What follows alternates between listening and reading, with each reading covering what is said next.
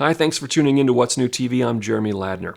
On this episode, we'll be speaking with Pamela Becker. She's one of the co-founders of Jeremy's Circle, an organization, a community really, for children who have had a brother or sister, mom or dad with cancer, or who have experienced a cancer loss.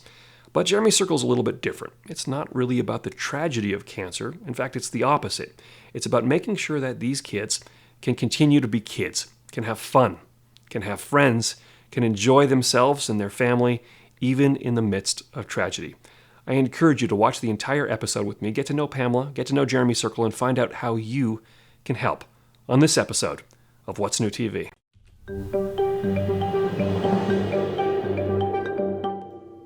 Pamela, thank you so much for joining us on the show this evening.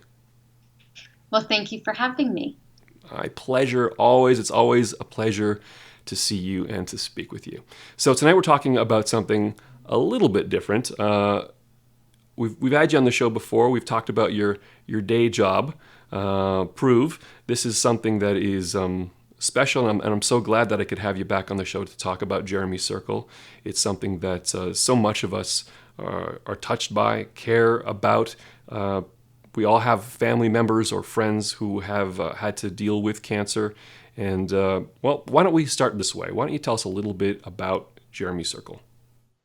Well, Jeremy's Circle is a nonprofit organization that supports children and teenagers that are growing up in families touched by cancer. That means either they have a parent or a sibling that has cancer now, is in treatment, or they've experienced a cancer loss. I think I would like to start with the fact that Jeremy's Circle was really started by friends and family, and the first kids it helped were your kids, of course, who at the time were between the ages of 6 months and 6 years.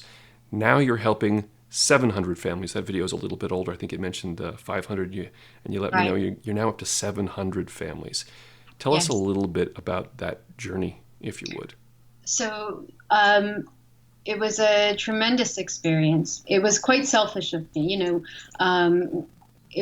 the way it started. I really just wanted, my kids were so needy at that time, and I needed to find them that kind of support system or community, I guess.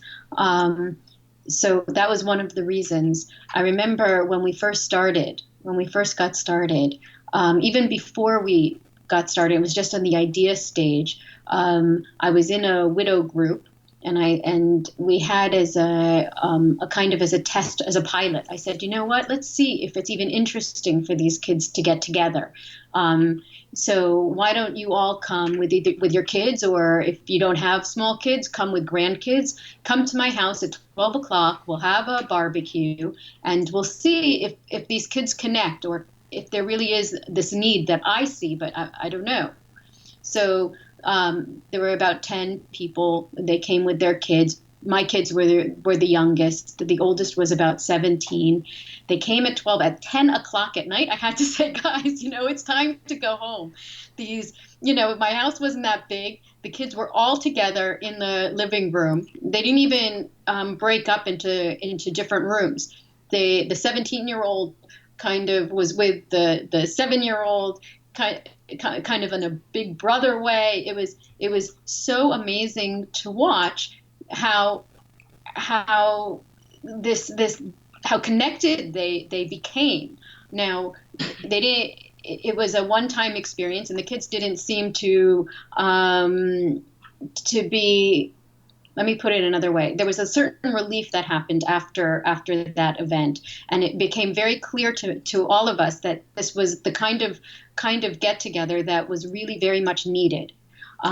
So that is when we started moving ahead, and we arranged our first party. So our first event, it was a Hanukkah party, and I had people calling me, and they said, let me bring kosher catering for 100. Wow. It was like we scratched, we hit a nerve. Yeah, you found a need. You found a need, and something that had been there for a very long time, and people, I'm sure, were very, very grateful for that. I don't often get to quote Mr. Rogers on this show when I'm speaking to business leaders and politicians, but I'll take any chance I can. And he mentioned in the aftermath of 9/11 to look for the helpers. And Mhm. that's certainly something that Jeremy Circle is doing.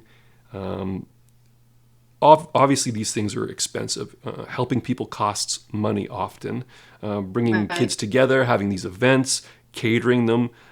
It's great when people can donate food and their time. They don't do it for free No, anymore. I would imagine when you're talking about 700 families, it's very No. difficult to donate enough kosher Yeah. food or non-kosher food or events or spaces to get everyone together. How do you handle that? Where is the revenue coming from? What are some of the ways that people can help and get involved? Okay, so we do fundraising. We kind of friends and family type of fundraising, whether it's people running a marathon or they're doing a chesed project for their bat mitzvah or and so forth. We're quite grassroots. We do small events in the United States where my family lives. And Jeremy was originally from England, so his family also throw an occasional event in London or Manchester. Right. But really, it's kind of opportunistic, you know. Somebody's swimming across the Kinneret, and they're fun, and they put up a fundraising page, and that helps us. Um, and of course, we also apply to institutions. There are a number of organizations that help that help nonprofits, and though we are a little bit concerned that they're going to be having more difficulty this year raising the money Sure. that they. So let's talk about that a little bit. Obviously, everyone is being hit hard. Organizations, individuals, private, public sector. Everyone is feeling the burn from COVID-19, from coronavirus. That's affecting private companies who are no longer able to sell to customers, and of course that's affecting organizations who are trying to help people like Jeremy Circle, as well as the people who Right. those kids who are stuck at home, and the people who are fighting cancer, who are or have immune compromised systems. What do you see happening in the next 12, 24 months? How is that going to affect things for you guys? Well, on the fundraising level, we've had to cancel some of our events. We usually have a silent auction in upstate New York around this time of year, but it just means that we're going to work harder applying to other sources. Um, we've had to cancel some of our events, our fun days. You know, no, this is not the time for 300 immune suppressed families to get together at a park. Um, Instead, we sent out hundreds of what we called fun kits of games to these families, so that they've run out of puzzles, they've done all the games in the house a number of times. We kind of refreshed that. And we're thinking about how do we have smaller gatherings where people will feel safer as we start to step outside of this COVID-19 time. But yeah, I do expect that fundraising is going to be a challenge, not just for us, but also for the foundations that give money to us. So we're looking for creative ideas. Right. All right. So for those folks who are watching right now and want to get involved, who want to help, what would you suggest to them? What are some ways that they might be able to help? I'm gonna before I even let you answer that, I think ideas of silent auctions are great, and I would encourage anyone in our audience who's watching right now who may have something that they want to donate to a silent auction. Let us know. Leave it in the comment section down below. Products, services, anything you can think of. We certainly appreciate that. Please leave it in the comment section. We'll make sure that Pamela and Jeremy Circle find out about it, and hopefully the show can be involved with that as well. Now I'll let you answer. Go ahead. I forget the question. I'm sorry. The question was, what can people who are watching right now do to help out with Jeremy's Circle, whether it's contributing funds or volunteering. And I'll make it clear again, I mentioned this in the opening, but Jeremy's Circle right now is an Israeli organization. Is that correct? Right. We are we are nationwide. We support kids all over the country, and we're a registered charity. If you go to our fundraising page, there are also links to My Israel Charity in the UK and the Good People Fund in the US, so that in the US, UK, and Israel, you can give a tax-deductible donation. If somebody wants to get involved, they can simply go to our website, jeremycircle.org.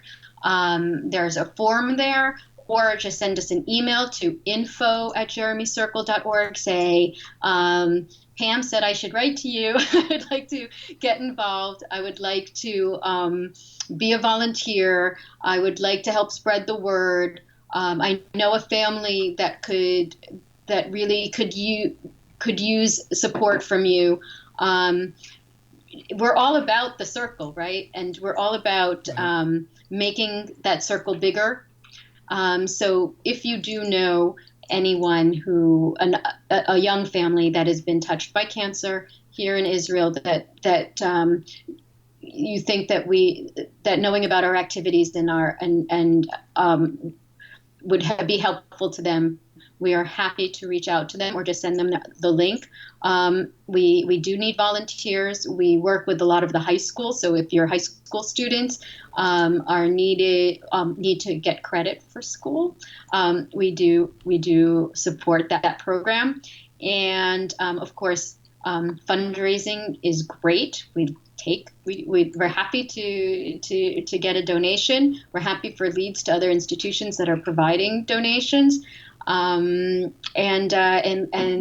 like Jeremy said, if you have a product or service that we could offer in a silent auction online, we would be very grateful. Fantastic. All right. Well, thank you again for joining us. It's always a pleasure to spend time with you. We certainly appreciate it. Well, thank you. Thank you very much. My pleasure. We'll talk to you again soon.